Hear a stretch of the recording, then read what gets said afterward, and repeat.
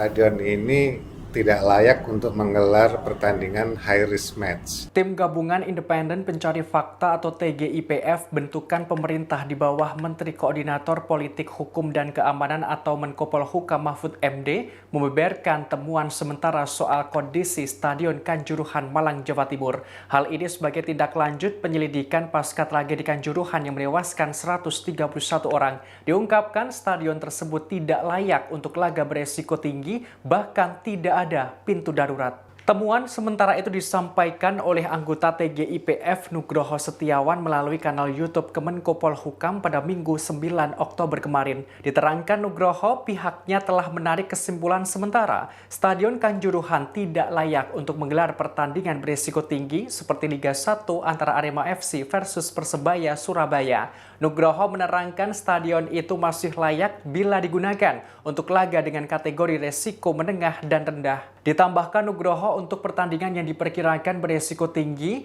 pelaksana harus memperhatikan segala aspek, terutama perhitungan secara rinci dan mempertimbangkan kemungkinan terburuk yang bisa terjadi. Selain itu, panitia pelaksana harus membuat kalkulasi, misalnya bagaimana cara mengeluarkan penonton pada saat keadaan darurat. Pakar keamanan pertandingan sepak bola itu juga mengungkapkan Stadion Kanjuruhan tidak ada pintu darurat. Bahkan berdasarkan tinjauannya melalui CCTV, saat kejadian, pintu masuk justru juga digunakan sebagai pintu keluar. Ia menduga tidak adanya pintu darurat ini menjadi salah satu faktor tragedi Kanjuruhan menelan ratusan korban jiwa. Kesimpulannya sementara bahwa stadion ini tidak layak untuk menggelar pertandingan high risk match.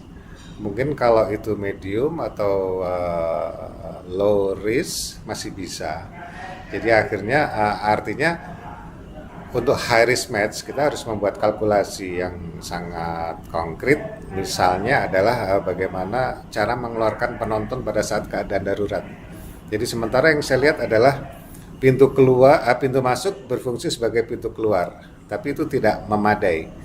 Kemudian tidak ada pintu darurat. Jadi mungkin ke depan perbaikannya adalah merubah struktur pintu itu.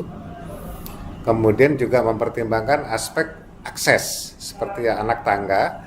Anak tangga ini kalau secara normatif di dalam safety discipline ketinggian 18 cm, lebar tapak 30 cm.